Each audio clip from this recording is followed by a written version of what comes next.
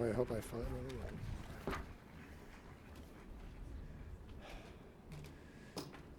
Good afternoon, everyone. What? All right. All right. A warm welcome to the 2022 graduates of SEAS and the program in the environment. Families, friends, and faculty colleagues. Everyone can be seated. It looks like you already did that. Supposed to wait for your cues.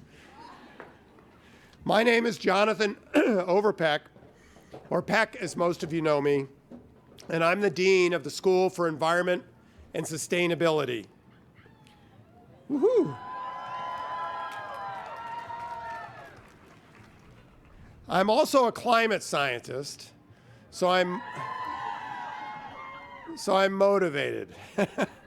And I use his, him, he pronouns. Okay. I'd like to start by acknowledging that the University of Michigan was founded on land ceded by the Council of the Three Fires, an alliance of the Ojibwe, Ottawa, Potawatomi nations, who are also known as the Anishinaabe. The Anishinaabe stewarded and cared for this land for hundreds of years prior to the arrival and occupation of the colonizers. We are privileged to be working on benefiting from this land, graduating on this land. We readily acknowledge that this land, like much throughout the continent, was not ceded peacefully, but under threat and action of genocide, violence, and theft. These actions were taken to benefit the colonial powers and have left a disturbing legacy in their wake. These words, they do not or will not undo history. We must continue to do the work, and we're committed to doing the work in SEAS. Through our Equity and Justice Initiative and our efforts to decolonize both our courses and our curriculum, as well as working to be a leader in decolonizing the environmental movement in our country and beyond. I want to thank the many of you here who have helped do this work, and thank you all for your future efforts going forward. Yay. Today, we're very proud of all our guests of honor, the graduates. I also want to give special thanks to the families and friends here today. Without your support, these graduates wouldn't have reached this amazing milestone.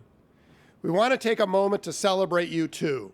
So graduates, please stand, turn, and give a round of applause to the people in the audience who have supported you through this journey.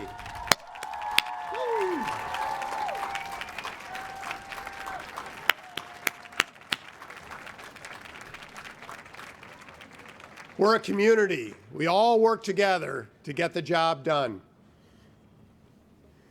Graduates, plural, it has been an honor and a privilege to work with you. You were admitted to the program here at Michigan, because the program's plural, because we believed in you then, and we believe in you now more than ever. You have accomplished so much in your time here at Michigan, and the impact, you have had while here at U of M will continue to live on. From helping push U of M and our state towards carbon neutrality, to working to advance and embed environmental justice throughout the entire environment and sustainability field. You leave here with the academic skills, life experiences, and promise to shape the future of our planet, creating a more sustainable and just world. You have shown ingenuity, passion, insight, and grit. And perhaps more than any other graduating class, thank you, pandemic, you have shown perseverance in times of challenge. This pandemic has forced us all to learn to adapt like never before, to be resilient, It's great that we are all in person here today, isn't it? Yoo-hoo! To do that, we had to adapt. To build this stage here on the field, this is the first outside commencement we've ever had. We had to build this stage. We had to do things we've never done before, an outdoor C's and PitE commencement. It's fantastic. It's one reason I hope you all take away from the pandemic and the time we've spent. It's one lesson I hope you all take away from the pandemic and the time we've spent together, to be resilient in unprecedented times, to be adaptable, and to help others as they help you. It showed that let's wait a minute. In the big house, they use a teleprompter. I'm too simple for that. Your ability to adapt and to transform the challenges of today into hope and opportunity for tomorrow will give you special powers to make a real difference. And wow, did you learn how to do that during your time at U of M. From the first Zoom orientation of the school, to that time when Zoom across the whole nation quit on us, to the first time we were able to see each other in person, to see all the smiles. Do you remember that? It's been quite a ride. With the realities of climate change in our future, adaptability will be key. Our world is in the midst of the biggest transformation of our time as we transition to just clean energy economy and a low carbon future, and all that that requires. And as I look at all of you sitting out there before me today, I'm more optimistic than ever. We can do this. C's will work hard, and so will you. Another lesson that the pandemic reinforced is that we're all in it together. It showed that to get through tough times, we must collaborate across differences, and that science, discovery, and a public engagement are all critical components to moving our society forward. As advocates for social justice and our planet, there is a collective strength in our power when we stand up for change and we stand up together. Throughout our time at C's, you've inspired those of us who've worked with you, and you can continue to count on our support long after you've left the Dana building. We are proud of you already, and we look forward to seeing all you will accomplish after graduation. Today, you officially join the largest alumni network of any environmental school in the country, and you'll always be part of C's and the PitE family. As you can see, with our alum and keynote speaker, Carrie Dugan, a good friend of mine, there will always be opportunities to stay connected to the school and give back in support of future students. And we can't wait to work with you in your new capacity as alumni.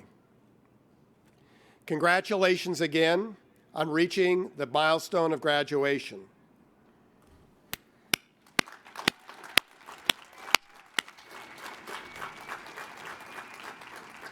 I love going off script. And now I'm pleased to introduce our undergrad student speaker, Jesse Williams. Yay. Jesse is a member of the program in the environment class of 2022, graduating with honors and specializing in urban planning and transportation networks. Jesse will be continuing her education at the University of Michigan Law School with a dual degree in C's, specializing in environmental policy and planning.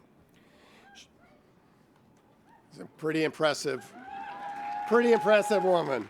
She is originally from Traverse City, Michigan, where she currently assists with communications for the We Fight and Live TC initiatives, Traverse City, of social change agency, Good Works Lab.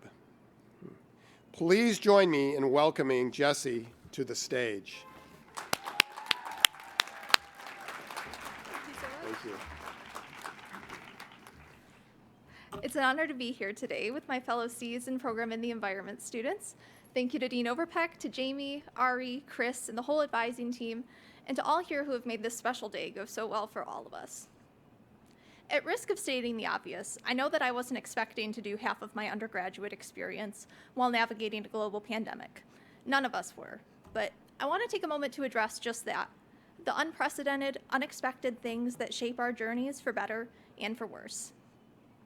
I want to start with a quote that, regardless of its original origin, I heard from one of the preeminent philosophers of our time, Tommy Magliazzi, better known as one half of NPR's Click and Clack car talk duo. Tommy often repeated, happiness equals reality minus expectations. Now, I've been listening to car talk my whole life, and as a middle schooler, high schooler, and even as a college student, I never understood when he would say that. As a type A person, which is a quality I'm sure I share with many of you, considering we're at the University of Michigan, creating expectations keeps me going. By envisioning goals before I reach them, I motivate myself on to the next thing, to get what I hope for. I also read a lot of self-help books, so maybe that's the problem. But I want you all to take a minute and reflect on what your expectations were for your quote-unquote college experience. For myself, as a first-generation college student, I didn't have a lot to base my perceptions of college on. That seems like a good thing, right? No expectations equals happiness. But I'm not sure that it's fully possible, at least for me, to navigate the world without forming that set of expectations. Even without knowing what to expect going into college, I quickly figured out a checklist of things that I aim to incorporate into my experience. And a few of those awesome experiences came true, and I can't be more grateful for that. For example, from the moment I declared as a PitE major, I knew that going to the biostation would be my chosen field experience. Thanks to my PitE friends' glowing recommendations, I expected my biostation experience to be the highlight of my undergraduate career, and it truly was, I'm not going to lie. However, when the pandemic hit, I had to realize that despite my well-intentioned checklist, I didn't know what was coming next. Many of the things I'd expected to be able to do were now out of the question, and the items that did remain looked a lot different. But I wasn't alone in this. All of a sudden, no one's expectations matched reality, no matter how much stock we'd placed in them or how carefully we'd calculated them. And that took adjustment. It took time spent to grieve and quick adaptation to change, and more reliance on healthy coping mechanisms than ever before. It also took reliance on friends and advisors, of which I'm fortunate that PitE has given me many, talking over career next steps with Jamie and connecting with my cohort of biostation friends from the year before. I realized that, for myself, placing so much stock in what I had expected to happen next had made for a trajectory that closed myself off from all of the other opportunities that presented themselves, which are many and widespread in a program as cool as PitE. Going to virtual learning due to COVID made for an important chance for me to hit the reset button, to think about my college experience not as a checklist, but as an exploration of what could happen next. Plus, even without being in person, I was able to engage with much of what I had originally had planned, through a virtual second summer at the biostation, a virtual Graham Sustainability Scholars cohort, and a new comfortability with Zoom, allowing me to engage with experts from my hometown in Traverse City for my thesis project. Over the past 4 years, I've learned that setting expectations that are too high or too specific, or placing too much stock in what we believe we need, limits room for new possibilities that could be better than anything we'd imagine. And I'm especially grateful that in an interdisciplinary program like PitE, opportunities to explore new areas constantly abound. PitE gave me the support to push myself past what I had originally deemed possible, and adapted to provide online programming that was just as immersive as the experiences I originally had planned. As part of PitE, I hope you all consider yourselves scientists, and I want to argue that you should look at your original expectations of college as a hypothesis. It might have been well-informed if, say, you've had many generations of your family go to U of M, or, like me, it could have been a wild guess as you moved to Ann Arbor for the first time.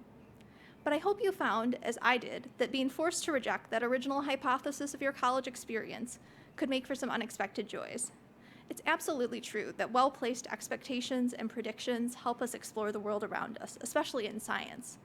But every well-designed experiment accounts for the chance that your results look different than your expectations.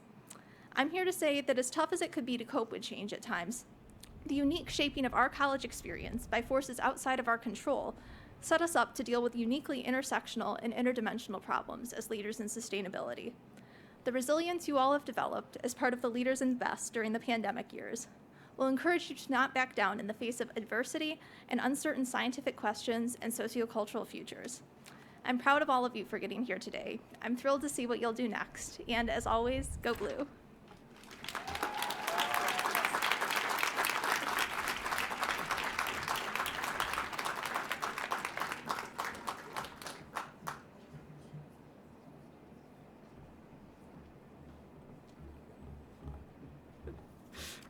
My apologies, I'm introducing Megan as well. It's my pleasure now to introduce Megan, our graduate student speaker. Megan is graduating from SEAS with a Master of Science in Environmental Policy and Planning. While at SEAS, she completed her capstone, working with a team to build a framework to implement community resilience hubs in Detroit with the nonprofit EcoWorks. She is originally from Valcaria, Florida, and holds a Bachelor of Science in Environmental Science from the University of Florida. Megan also spent 2 years as an environmental education Peace Corps volunteer in Paraguay. After graduation, Megan will start her next chapter in Asheville, North Carolina at Pine Gate Renewables, helping to spread the energy transition and implement new solar farms across the U.S. Please join me in welcoming Megan to the stage.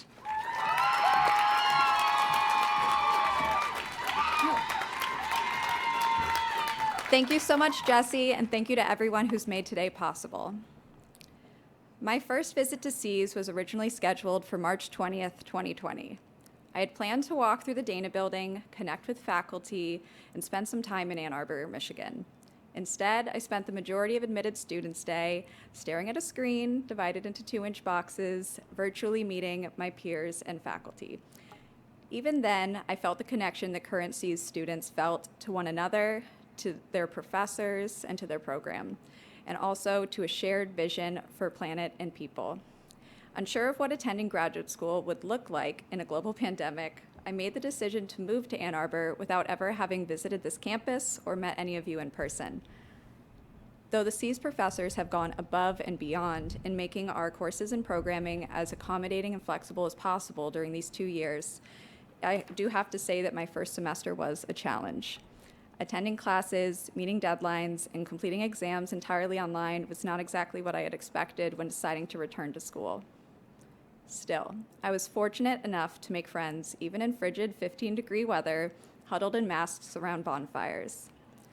I served on SEAS student government, and I was lucky to serve our community alongside compassionate, driven people and to meet many of you outside of my classes. When the world around us halted, we chose to proceed at SEAS because we felt the urgency of what our world and our communities are up against. We are all here today because we share one thing in common: we care. SEAS students are acutely aware of the grave climate impacts we face and the inequities that they will lay bare. We each chose to commit our time, our education, our careers, and our spirits to improving the world that we live in at the expense of an ideal graduate school experience. What I find most galvanizing is meeting all of you. The incredible people graduating here today will be policymakers, landscape architects, natural resource managers, clean energy advocates, and climate leaders. What has inspired me most is the activism and dedication of our peers. Passionate discussions, both in and outside of classes, have inspired me and have served as daily reminders of what we are all here to learn. We've had the fortune of learning from incredibly accomplished professors and gaining invaluable insights for our careers ahead. I am especially grateful to have worked with remarkable faculty in policy and planning courses and every one of the SEAS professors that I've had the honor of learning under. In addition to the knowledge that we have gained, the human connections that we have gained at SEAS are what will make our future careers and efforts to confront the climate crisis possible. It is indeed easier to fight uphill battles with friends by your side. I will cherish every conversation in the Dana Commons, every cold drink on the first warm spring day, and every freezing cold bonfire. These are all moments that I will hold dear for years to come. All of us here understand that the impacts of climate change will not be distributed equally.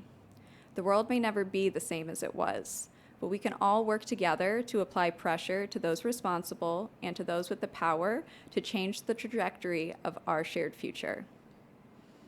Today marks the beginning of our next chapter, and with it, a heartening promise for tomorrow. I want to wish my sincerest congratulations to the C's and PitE classes of 2022. And I want to say, may we continue to connect, to rely on our common humanity to improving the lives of others, and to save all that we can.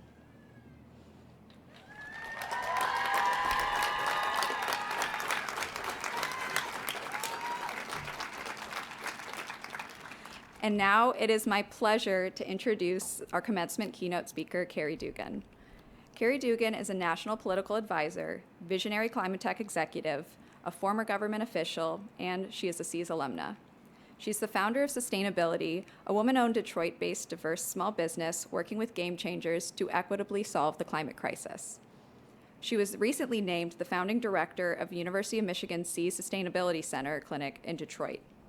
She's also a public board director, senior advisor to a global investment firm, and she advises numerous climate tech companies.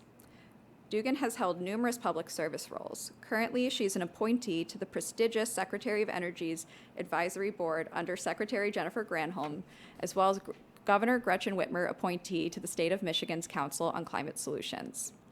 In 2020, Dugan served on the Biden-Harris transition team for the U.S. Department of Energy Agency Review. Earlier that same year, she was named a member of Biden-Sanders Unity Task Force, serving as one of Biden's 5 delegates on climate change policy. From 2010 to 2017, Dugan served in the Obama-Biden administration as Deputy Director for Policy for then Vice President Joe Biden and as Deputy Director of the White House's Detroit Task Force. In that role, she championed Detroit's street lighting conversion to LEDs for a smaller carbon footprint, the city's first urban solar park, and a resilience memorandum of understanding with Argonne National Lab. She's also held several senior roles at the Department of Energy, mainly in energy efficiency and renewable energy. Please join me in welcoming Carrie Dugan to the stage.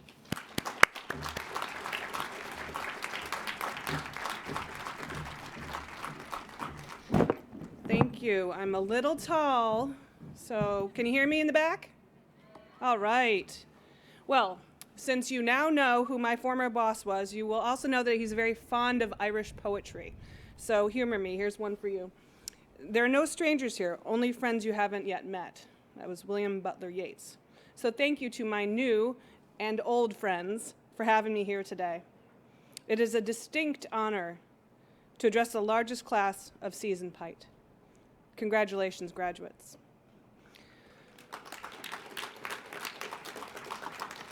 Now, the last time I was on a commencement stage was 15 years ago. I was a flag bearer for this great school, and I almost dropped it. So today is redemption for me. So in addition to my gratitude for being invited here today, I'm also grateful that you didn't ask me to carry any flags. So in addition to that really humbling intro, I'm also a mom and a daughter, and I want to acknowledge that my parents and my son are here today in celebration of you. And before I dive in, I want to clear a couple things up.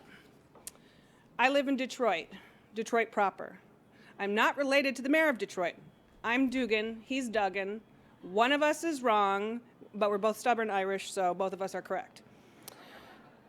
The White House, where I used to work, is not always as glamorous as you think it is. My experience suggests that the show that most accurately depicts life at the White House is actually the show Veep, if you've had a chance to watch it. See me after for details. Finally, I do like to keep it real. So this won't be the grand policy speech that some or none of you wanted to hear today. You're welcome, so stick with me. I know that I cannot tell you anything that you haven't already learned about climate change, structural racism, intersectionality. But I can tell you that I do have a great amount of excitement for all of you, the future leaders, because you are going to meet the urgency of this moment. I can share with you, and that's what I'm going to talk about today, some of the wisdom from my little journey so far as you begin your careers, as you leave this park. I'm not sure this is called a park. What is this called? Field. Anyway, I got to where I got through enormous privilege, hard work, gumption, humility, and a sense of humor. And what I've learned so far, if you take anything away from this very memorable speech, will be my spin on the serenity prayer. Lead when you need to lead, follow when you need to follow, and have the wisdom to know the difference. So I want to start with my time at this incredible institution that you're all graduating from. In many ways, SEAS, as Peck mentioned, and University of Michigan have been a bit of a home base for me. This was the only grad school that I applied to. I remember the day that I got my acceptance letter. I was so happy because I knew that it was going to be a place where I could hone my skills and learn among the leaders and best. I found my way to SEAS, funny enough, at a dinner at a place called Access, or the Arab Community Center for Economic and Social Services in Dearborn. The keynote speaker of that dinner was Bunyan Brent, who's the first African-American faculty member here at SEAS. I was captivated by his remarks, and I promptly applied to study under him. And I hear he's got a new memoir coming up, and I'm looking forward to reading that. SEAS truly gave me the foundation, the skill set, the value-driven lens that I had brought with me to every stage of my career. It also sharpened my connection to home, the great state of Michigan, having gone to undergrad out of state. And it connected me with a city like no other, the city of grit, the city of Detroit, and allowed me to realize my passion for doing place-based work through my master's project. I served under several deans, first as a student helping coordinate a major climate conference, then as a member of the External Advisory Board under 2 other deans. And it was an interim dean here at SEAS that gave me my current corporate moniker, connector and change agent. And when I came to U of M, it was extra special for me because it was the first time I would go to school not for basketball. And I bet you didn't think I'd be up here talking about basketball. But before I had all these fine policy chops thanks to SEAS, I was a pretty big Division I Big East Conference baller. It's actually what I credit when I think about how I nailed my interview with then Vice President Biden to become one of his policy advisors. I think about the eclectically weird resume that I have often as I get asked what is the right path to get to work at the highest levels of policy influence. My only answer is there is no right answer, because sometimes it's chit-chatting with the VP about your basketball career can help you land one of the most coveted jobs in the land. And I'm not saying that soft skills got me the job, but they sure didn't hurt. So today, rather than telling you the secret sauce to getting accolades like standing up in front of you, I'd like to share with you the real story of what I've learned along the way in hopes to save you a few steps because we're all up against the climate shot clock together and the time is running out. We're all very, sorry, I skipped a line here, but this is hearkening back to one of my early basketball mentors, my late Uncle Joe. He used to say, you miss 100% of the shots you don't take. A lot of basketball analogies here today. So I've actually been thinking about what I would draft up. If I had to draft up my resume and a side-by-side that would actually talk about my curriculum of life. What have I really learned? My course of life. That would include the mistakes, the bumps in the road, the moments of discovery, reality included, not Instagram. So where it says on my shiny resume, you know, all state and All-American state champs for basketball, it should actually read, airballed the first shot of the most important game of my life, and then made the next 6 points and have the VHS tape to prove it. And I know that only the folks behind me know what a VHS tape is, so. Also, it would say, punched in the face, recording stitches while shooting a three-pointer and still made the shot. And what the resume should say is learning to take a hit or roll with the punches. Or my favorite, I was invited to try out for the USA women's basketball team when I was in high school, and I played some of the best basketball in my life. My resume should say that politics is everywhere, okay, because I, didn't make that team. Anyway. And then where it says on my resume, played D1 ball on a travel team for Nike in Europe, what it should actually read is that I was beginning to learn about who was making those Nike shoes and where they were making them, and having a really hard time reconciling what I was doing every day and for whom.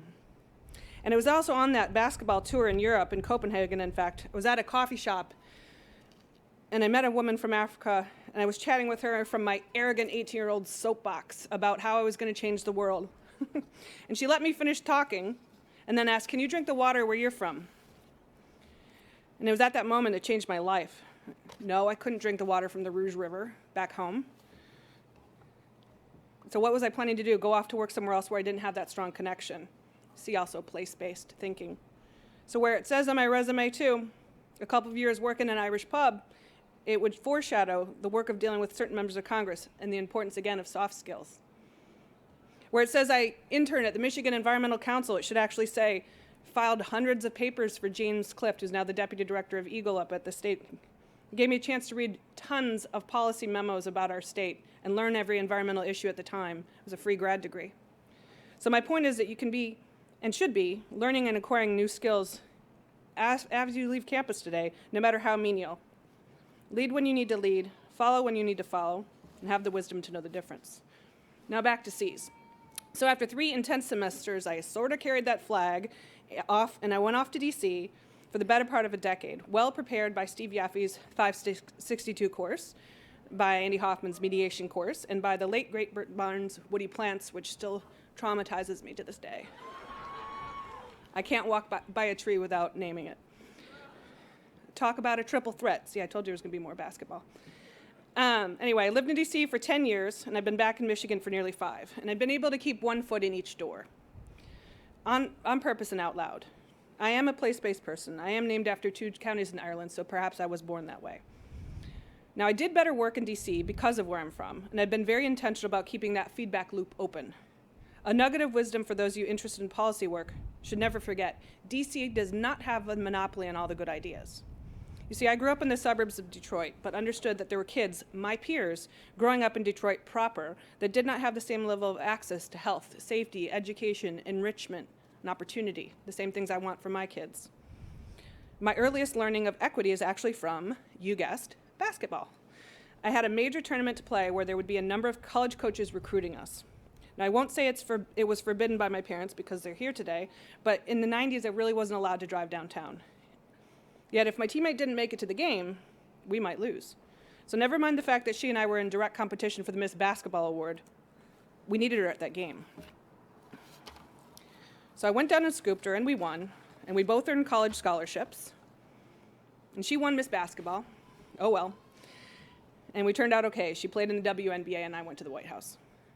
That intersection of opportunity and transportation would play out again for me nearly 25 years later aboard Air Force Two, flying into Detroit with then VP Joe Biden.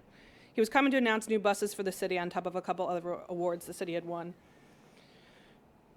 And today, we're at another moment of enormous change.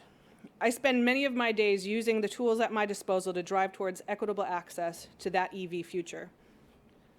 Just yesterday, I introduced 2 game changers in my network who have the capacity to do big things on the workforce development front for black and brown people in Detroit in the EV space.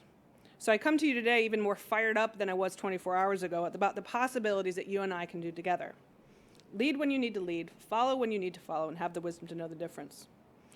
So today, I'm still working on centering equity in all aspects of my work, from policy to politics to business to how I run my shop. Some of the work I'm most proud of was in the lead up to the presidential election. As it was mentioned, I was named to the Unity Task Force for Climate Change. And I won't talk about the deliberations, but the outcomes, if you check out page 54, was important to me to include lifting up communities, the environmental justice communities who have been left behind for so many years, and actually telling their stories. I channeled my time back to the Environmental Justice Office overlooking the Dana Commons. I'm not sure if it's still there, but there's definitely many nights that I pulled some all-nighters, cranking out my papers. Another thing I learned here at C's was how to crank out a paper under pressure, which is a real skill. And I asked a couple of you a couple years ago how long Professor Yaffe gives you to write that one big paper in 562, the big policy memo. And I forget what they said, but it was enough time. And now imagine trying to do that in 10 minutes and coming up with 5 bullet points and 2 provocative questions for, say, the last 5 Presidential Council on Climate, Science and Technology Committee. That's what's actually like. And lucky for me, one of the former deans was on PCAST at the time. So I had to phone a friend, if you know what that means. So I was able to call and get quick information on the phone in a critical moment. It's another good reason to stay close with your classmates, as you just discussed. I've leaned on almost all of the professors and my classmates over the years when I was in a policy challenge or in a crunch. Anyway, I found a place for myself at C's where I'd felt a bit of an oddball before, as a retired D1 basketball player, an enviro, and a Detroitist at the same. But at C's, I was able to make sense of my own passions, garner a bunch of new skills, colleagues, and perhaps the most important, mentors. When I was a snerd, and Neil will know what I'm talking about, we were asked to do a visioning paper on what we see for our careers. It's a funny thing to call this a career when we know it's a calling or a vocation or our duty. We are the ones who know and feel and study climate reality and are hereby obligated to take action. Since then, I've modified that paper into my own Venn diagram. And as my career has taken its turns, I remain grounded in my North Star, and I encourage you to do the same, to find your North Star. And what that means for each of you is different. My main charge is for each of you to spend the time honing your craft, whatever it is, because there's indeed a role for each of us, whether it's advocacy, policy, business, so that your actions can be the best you can do. My charge to you is to recognize your superpowers and skills that you already have, fill the gaps you don't have by learning or by network, and use them both strategically to advance policy as quickly as you can. In basketball, we call that the give and go. You literally give the ball away, cut to the basket, get the ball back to make the layup. And the trick is to make the layup. Well, for me, if I'm being honest, it was more give the ball away and then cut to the basket to take a three from far in the deep, but that was just how I played. Anyway, lead when you need to lead, follow when you need to follow, and have the wisdom to know the difference. Bottom line, take action any way you can. And when I was younger, I had a lot more time on my hands, so I volunteered a lot and I raised hell. Now I'm a bit older and a mom and a CEO, and time is scarce for me. So I find different ways to take action. I also spend a lot of my time cultivating and mentoring my team. I spent the last 15 years since I sat in your very chair honing my superpowers so that I can take action and have the biggest impact. I know my superpowers, connector and change agent, and I know my limits, hence why I spend a huge amount of time developing my team. And I know when I have a burst of energy coming, and I use that to my advantage. As you're developing these skills further, start to recognize when it's your cue. And especially for the women here today, do not wait for permission. Take the lane and be your own point guard. Again, more basketball. A lot of the reason for my success, aside from the privileges I didn't earn in this life, was a combination of gumption and humility, which I attribute to how I was raised in a family that was grounded in competition and service. I'd like to just close out by mentioning something about gumption and humility.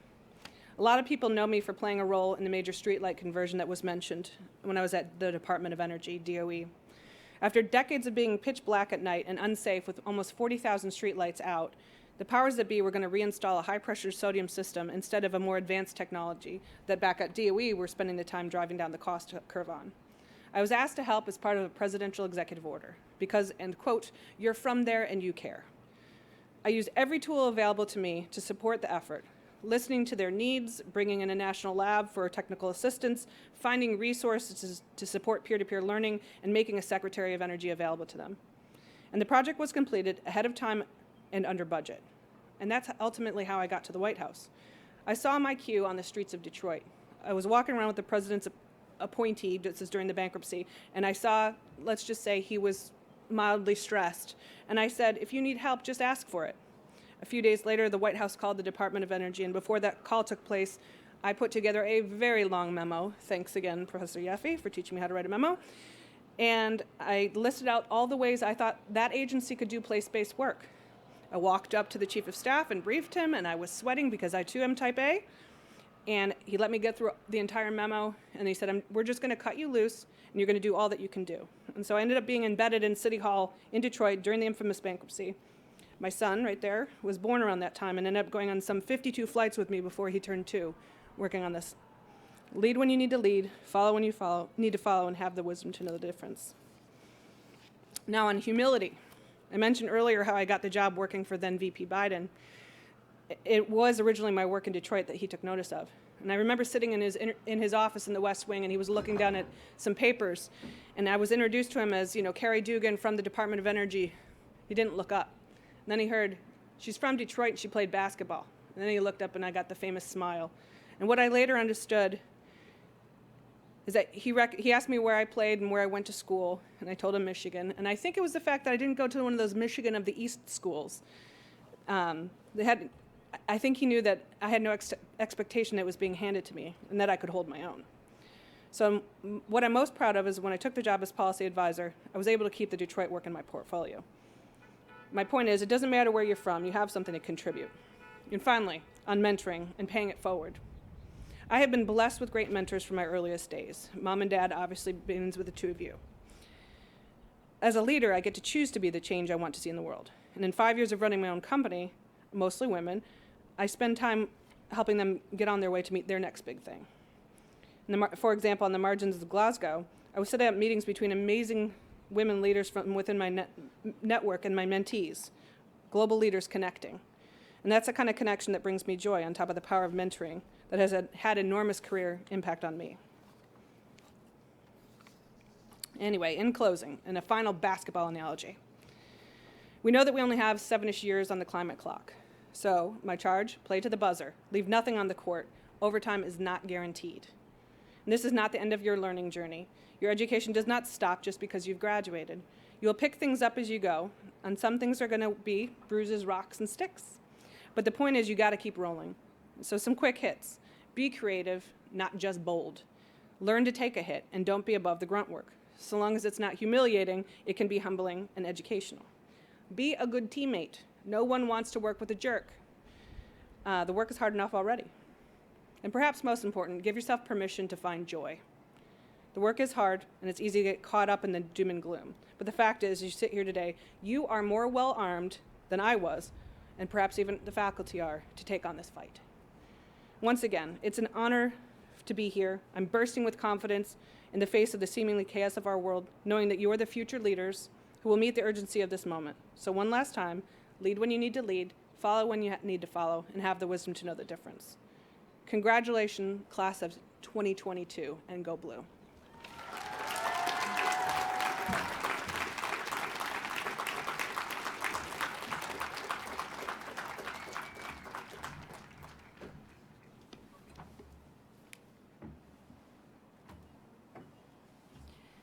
Thank you so much, Carrie, for that inspiring talk. I'm Michaela Zent, Associate Dean for Academic Affairs at SEAS. Auf Wiedersehen. I realize that might seem like an odd introduction. As a native German speaker, let me explain. The actual translation and cultural meaning of Auf Wiedersehen is not goodbye, but rather until we meet again, or goodbye for now. I wanted you to know that we will never say goodbye to you because you are now and always will be part of our SEAS and PitE family. Since joining us, you have had a range of experiences, overcome challenges, and developed relationships with peers and faculty that have transformed you as an individual. It is this transformation that has earned you a place in our community. There is no question that you would not be here today without your academic achievements, including the mastering of master's projects, theses, and dissertations. However, I'm certain you agree that your peers also played a critical role by both challenging and supporting you. In true SEAS and PitE spirit, how about sharing an elbow bump or a warm smile of gratitude with one of your peers right now?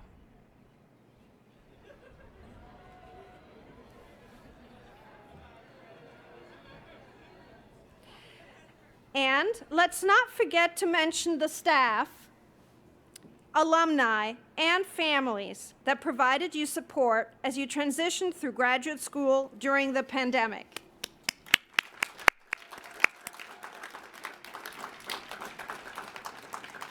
Last but not least, I know that my colleagues also played a big part in fundamentally changing how you now look at the world. Colleagues, please stand. And students, thank you for recognizing these individuals, for devoting themselves to preparing you to solve the world's most challenging problems. Thank you. Please be seated. While it is hard for us to part with you, remember that today is not about goodbye, but only Auf Wiedersehen. Now it is time to recognize you individually. We will begin with the recipients of our doctoral degree, then we will recognize our master's degree recipients, and finally our bachelor's degree recipients.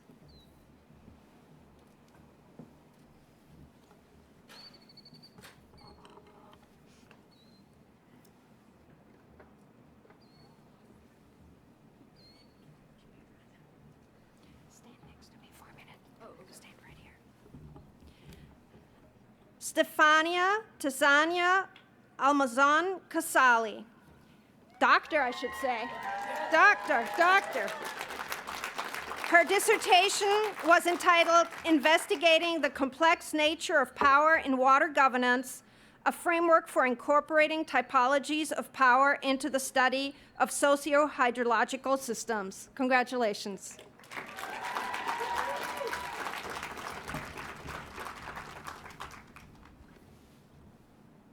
Allison Smith Bressler, Dr. Bressler, for her dissertation, A Social Ecological Analysis of Ecological Nutrient Management Using Cover Crops in the U.S. Midwest. Congratulations, Dr. Bressler.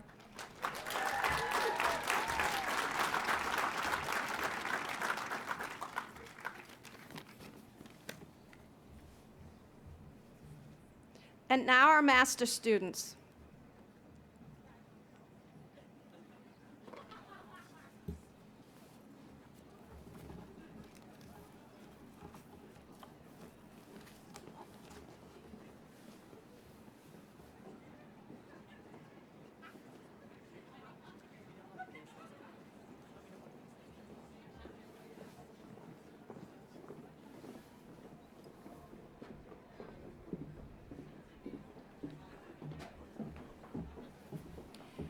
Megan Muir.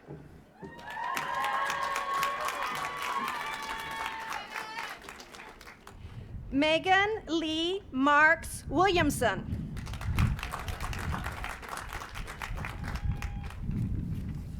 Paris Kim Schofield.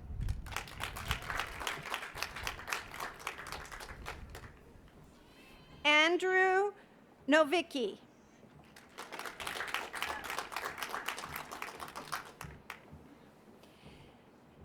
Isabel Nakisher.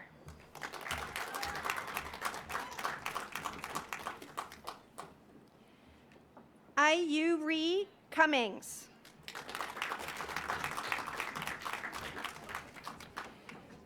Kristen Buchler.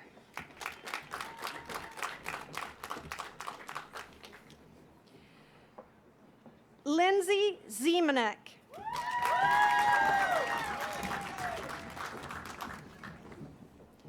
Kristen Armstrong.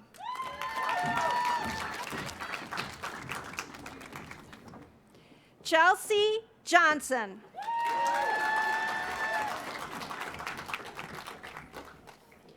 Jessica Miller.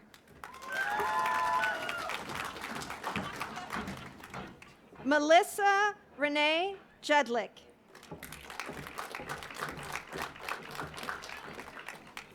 Catherine Watts. Nick Sickless.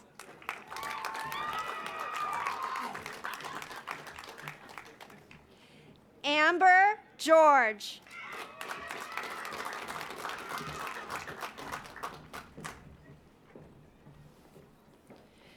Christian Koch.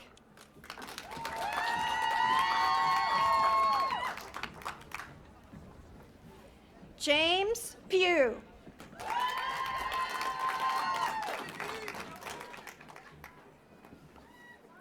Matthew Conrad.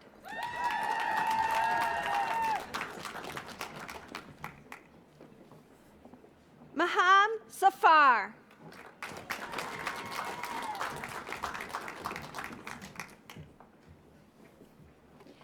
Jesse Viga Perkins.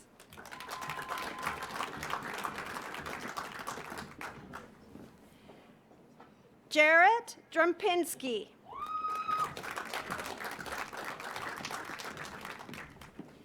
Alyssa Rausch.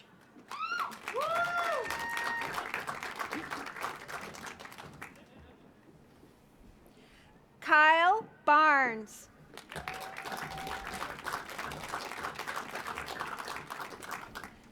Hannah Paulson.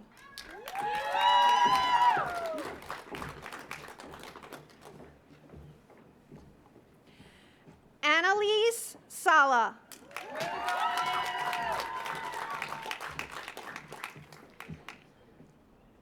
Andrea Payne.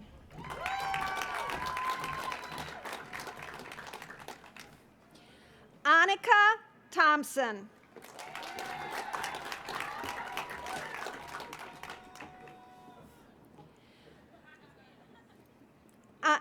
And Anna Kazamarek.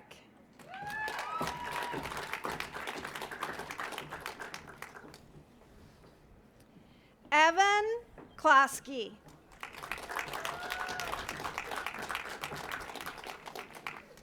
Maxime Grun.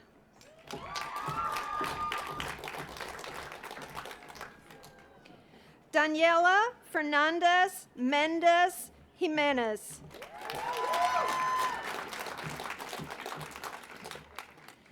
Danielle Vermeer Romano.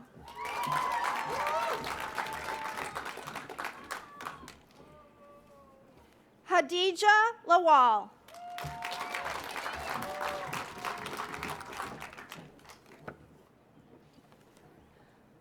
Wanju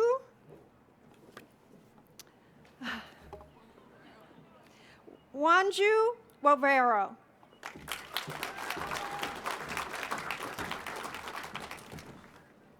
Maria Isabel Dabrowski.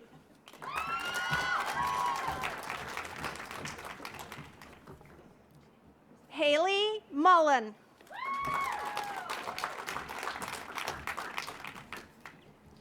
Esther Wu.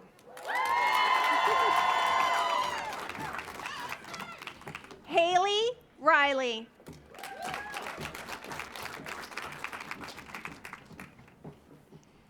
Veronica Correa.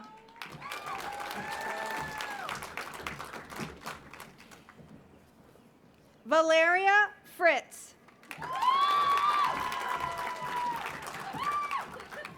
Amanda Wheelock.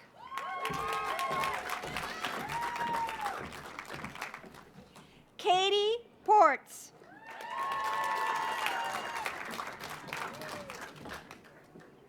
Rebecca Turley.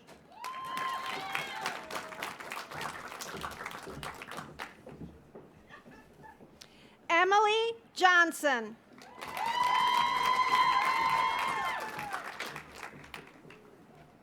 Casey McDonald.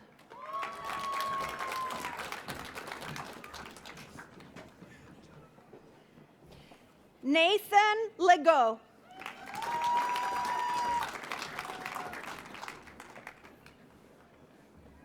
Robert Killeen.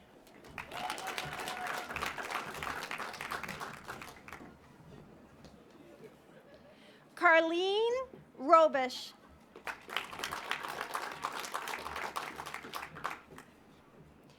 Dolores Pilares.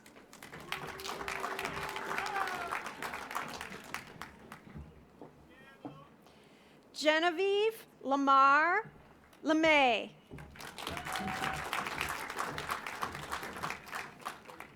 Catherine Kemp.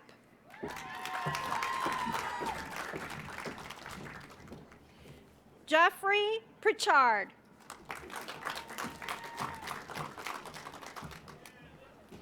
Colton Babladalis. I should say Colton Babladalis. That's how he pronounced it on our voice practice name thing.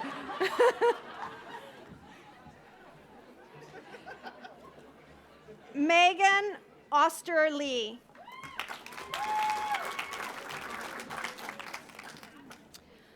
Andriana Milchnik.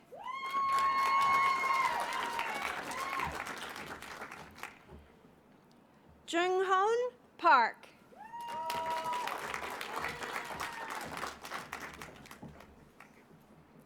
Colleen Sane. Chelsea Parker. Connie Chow. Carlotta Pham.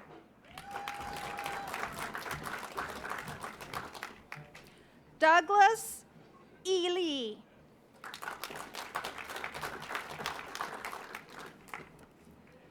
Andrea Bustamante.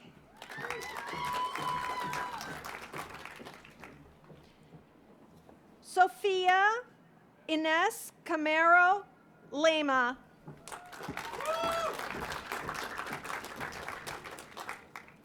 Rachel Kaup. Kump? I'm sorry, Rachel, tell me. Kump? Rachel Kump. Yi Ri Kim.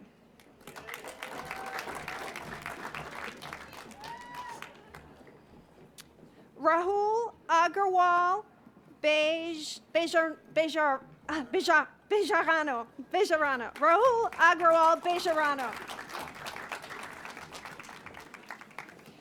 Yifan Luo.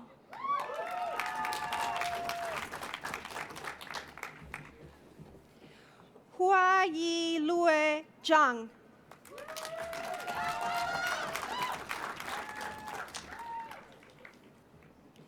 Megan D. Coco.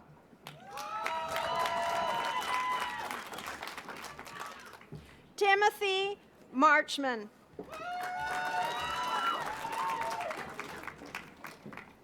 Crystal Krygowski.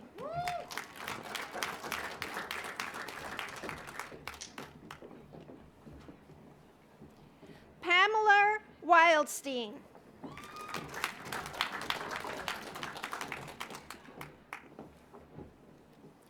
Anna Ostrander.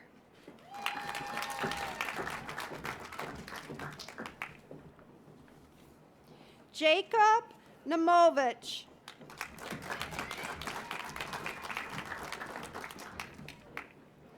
Hal Terry. Terry? Hal Terry.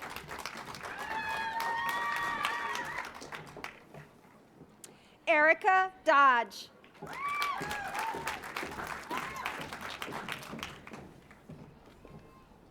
Catherine McMahon.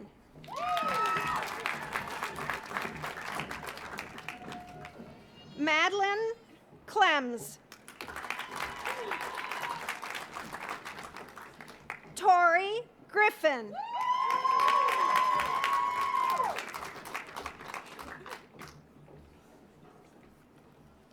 Austin Crane.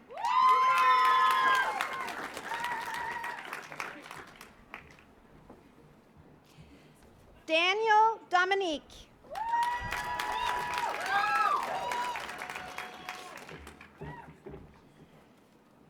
Lauren Davis.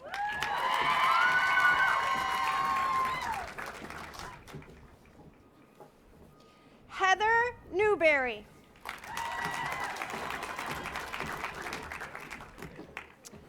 Anthony Gardella.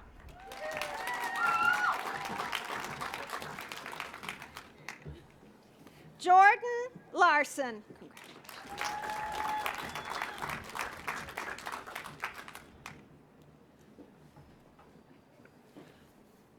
Lola, or let me say it, Shen Hui. Chen.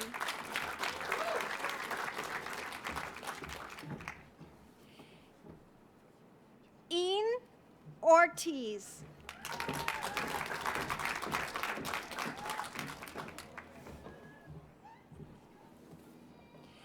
Thea Lewis. Krista December.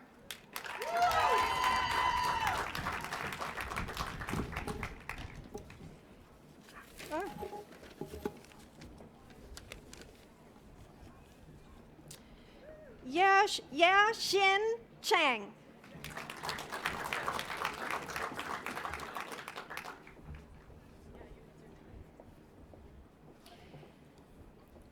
Xiao Xin.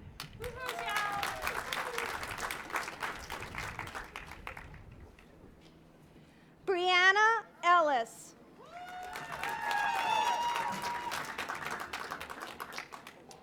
Cecilia Batterby.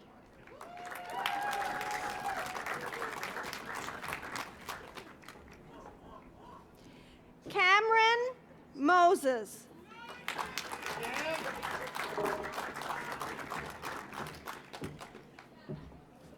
Cecilia Garby. Cecilia Garby.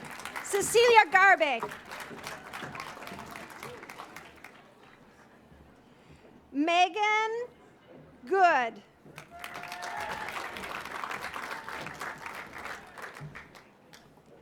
Charlie Lindsay. Caleb Milliken. Brett Pickett.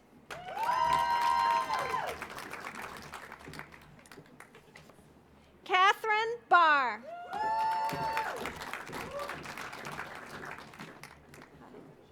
Julie Hassin.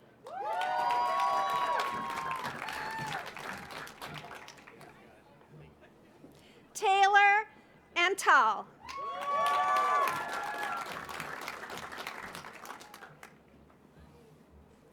Bryce Froelich.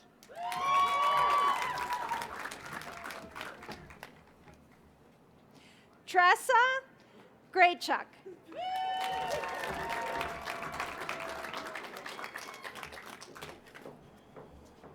Connor Wrestler.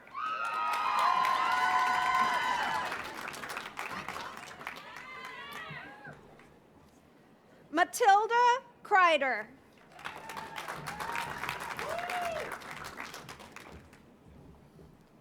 Allison Williams.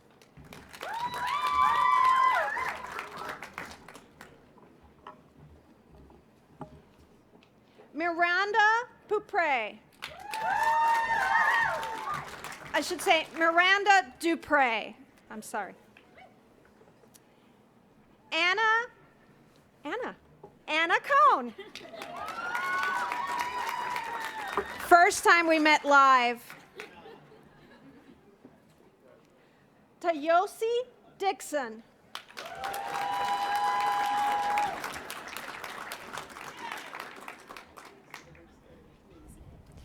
Maisie Rohrer.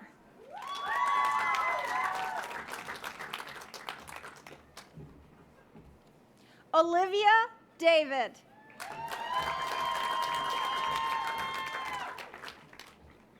Casey Ice.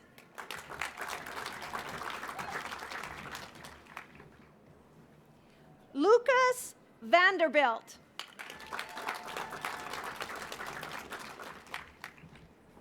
Stay here for a minute.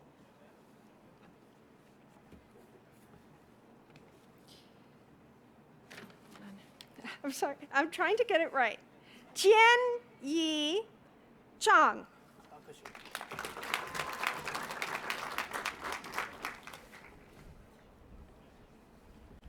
Jess Yan.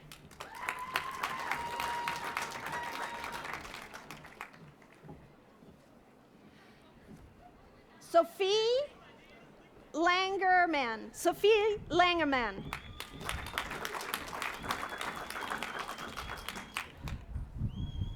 Rachel Lebovich.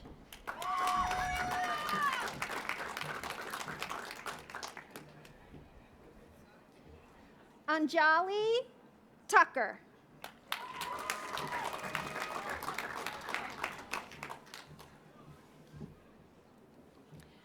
Victoria Rachmaninoff.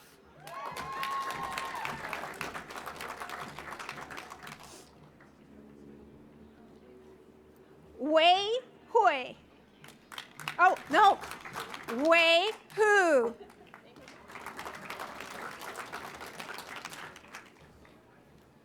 Samuel Lisek. Yep.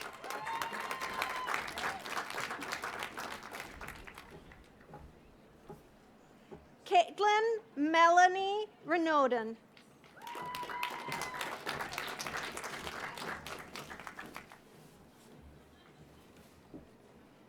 Nathaniel Erringdale.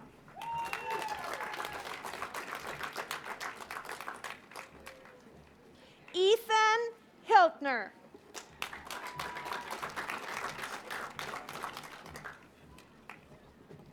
Sam Fredrickson.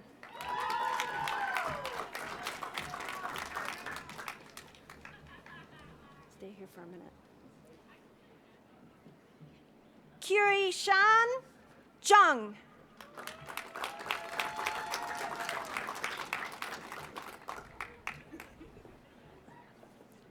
Aaliyah Kirsch.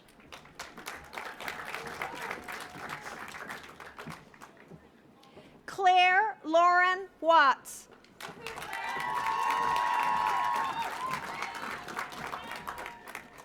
Kaylee Sharp.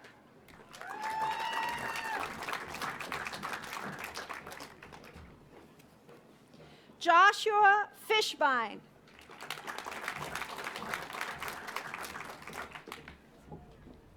Hannah DeHader.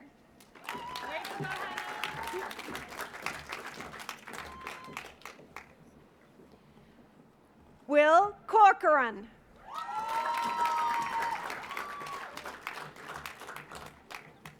Joshua Thompson.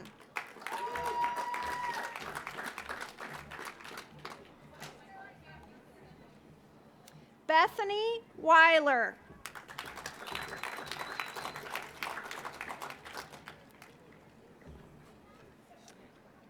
Oh, and now to the Masters of Landscape Architecture. Ryan Pickerel.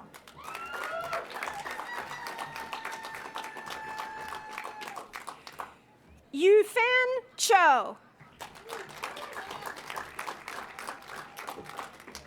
Stay here for a minute, okay? Jixing Guan.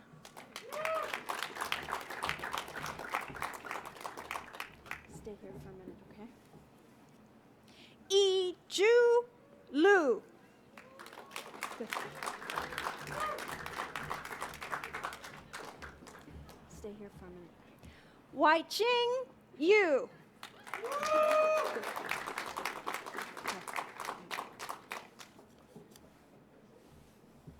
I should say it's Wai-ching Yu.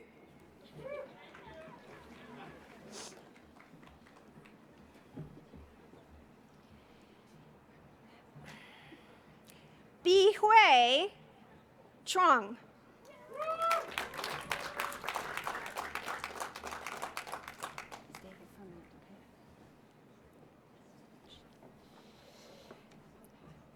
Yu Chiu. Huh?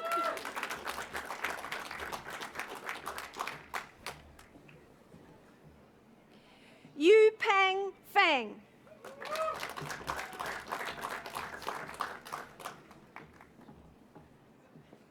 Si Cheng Tsui.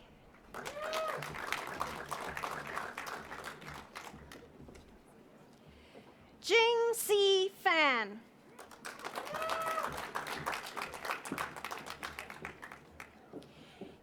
Yuan Wang.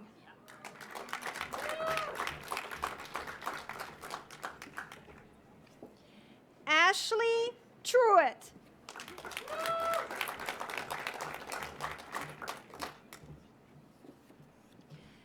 Adeline Kurniawan.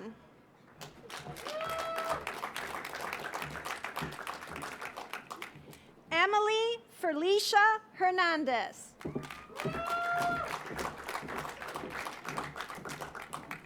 Jenna Happick.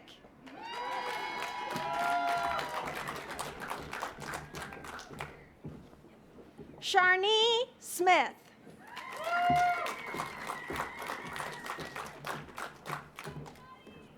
Last but not least, Allison Ostike.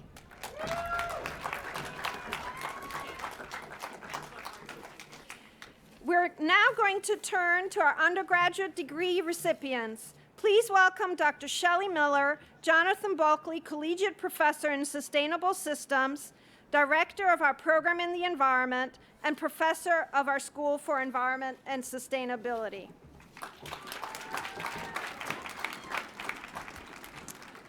Thank you.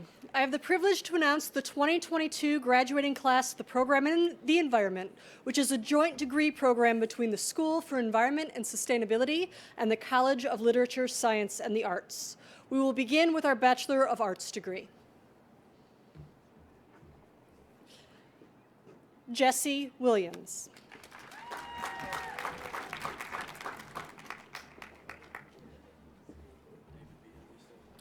David B. Henderson.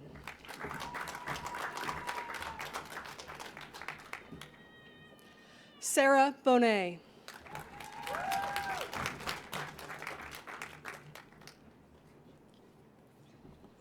Olivia Clem.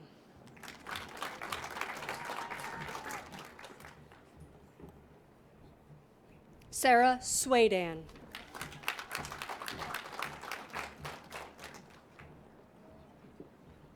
Laura Van Kennett.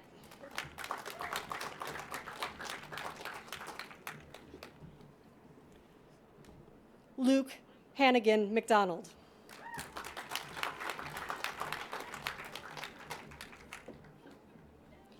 Andrew Fisher.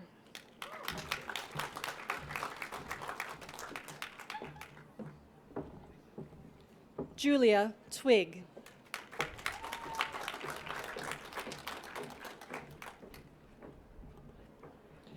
Carmen Parkinson.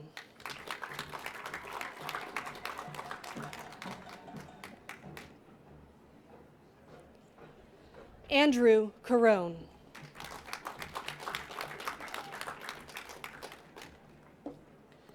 Kelsey Imus.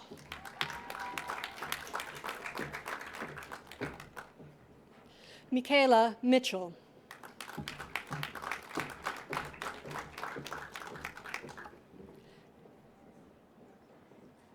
Emily Welsh.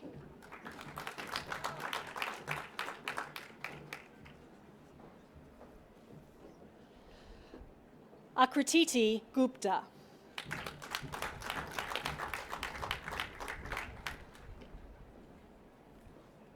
Sabrina Lamb.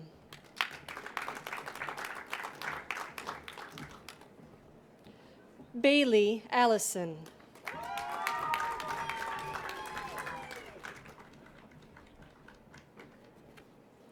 Rachel Fatas.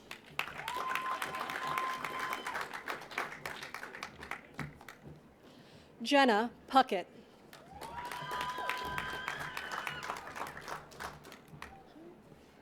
Michael Barnes.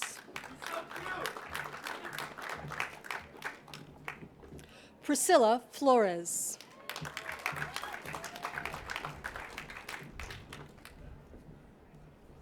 Peyton Can.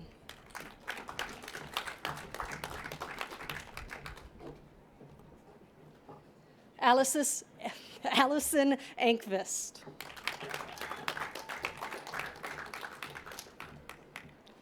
Elizabeth Bowman.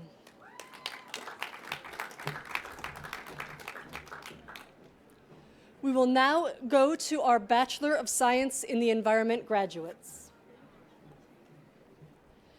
Benjamin Buttery.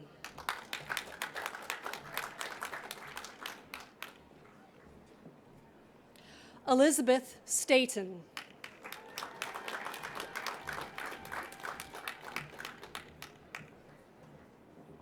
Carolyn Heck.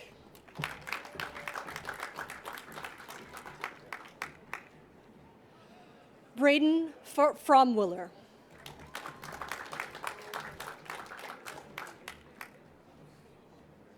Gina Gasparotto.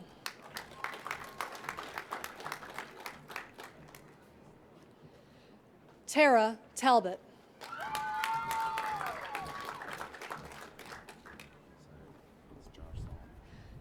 Josh Solomon.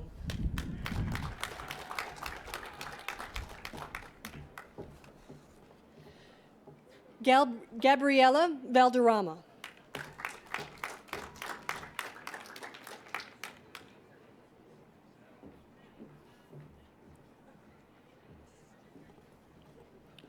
Morgan Thomas.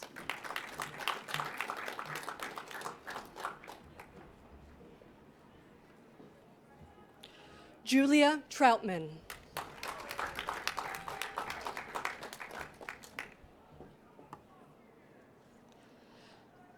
Vera Tang.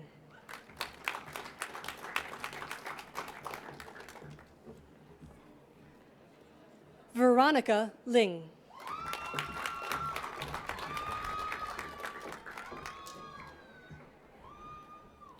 Juliana Arroyo.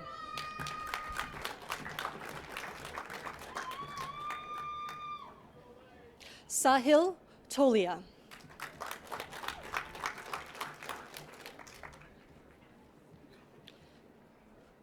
Jesse Munson.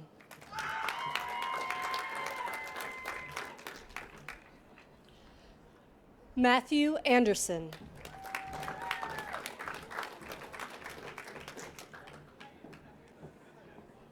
Sophie Alfonso.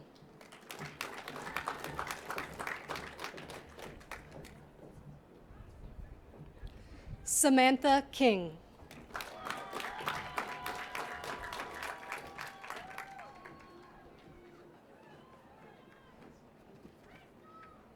Eli Schulman.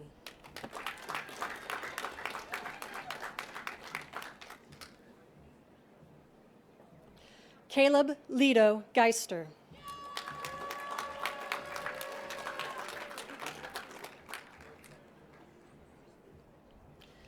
Lydia Rooney.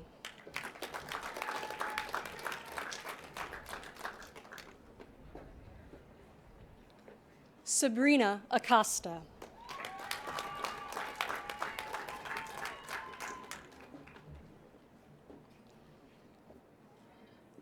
Natasha Vettalaro.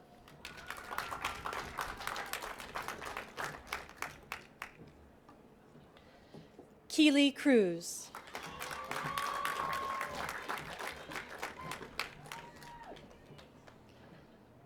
Davy Seacon.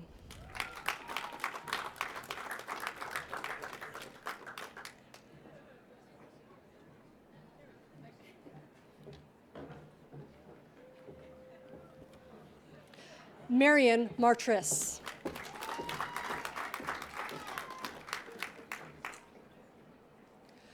Amelia Jellick.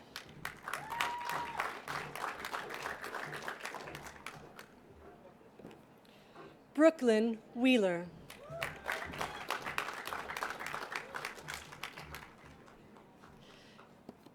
Isan Akhtar.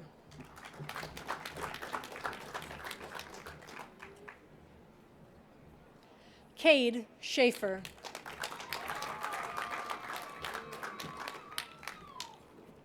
Josue Centano.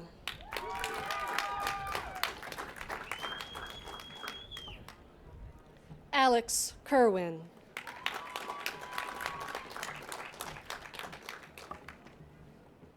Amelia Burmester. That is Annika Burmester. Olivia Kierzik.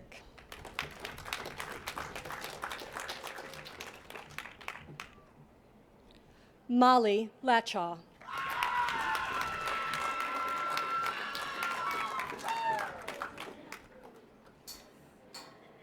Emma Marsak.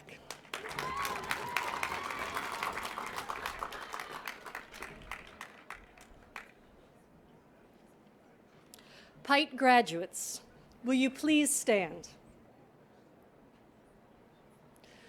You may now move your tassel on your mortarboard from your right to your left. And so with that, I present to you the Program in the Environment class of 2022.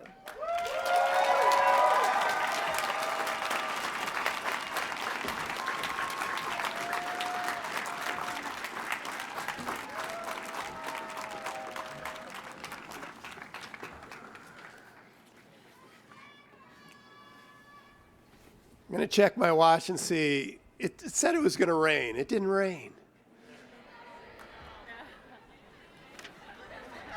You know what that means? We're doing the right thing.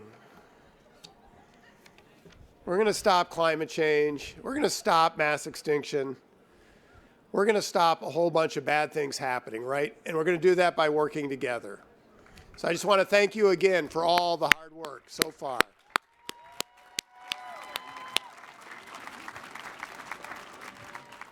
I want to thank Shelley. I want to thank all the students in the program in the environment and all the C's graduates. We're all C's, right? All right. Woohoo! And thank you to all our speakers today, both on the stage and off.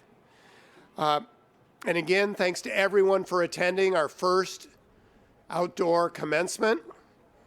And here's just being together in real world interactions going forward. No more Zoom. That'll never happen. Before we end the ceremony, I just want to get some logistics. There's more fun stuff to happen yet. We're going to be taking a picture of the class of 2022, and we're going to do that over there on those bleachers behind you. So guests, graduates, the staff will guide you after we all leave the stage, I believe. And then everyone else stay put. And as once all the graduates are over towards the bleachers, we'll let everyone else move on. Okay? So then there's even more. We're going to go over to the Ingalls Mall. You have to figure out where that is.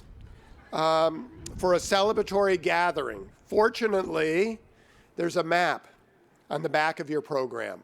So it's over in front of Rackham, not far from Dana. And it's a beautiful walk in the beautiful cloudy day. Okay? Really, if it was sunny, it would be too hot, wouldn't it? Yeah, this is a beautiful day. If you're unable to walk to Ingalls Mall, please feel free to drive over. And then park in one of the many open parking garages. Anyone can park in the garages now. I would recommend the Church Street one or the Thayer structure. They're both about equidistant to Ingalls Mall. Okay, well, one more big congratulations to you. Officially our newest class of alumni of the University of Michigan. Woo!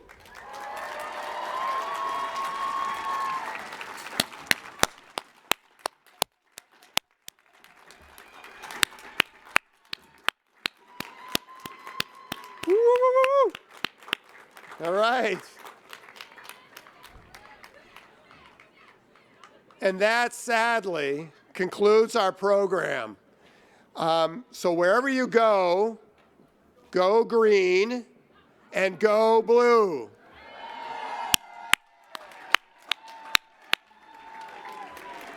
And remember, stay in your seats until your row is released. It's a little like elementary school. Thank you very much, everyone.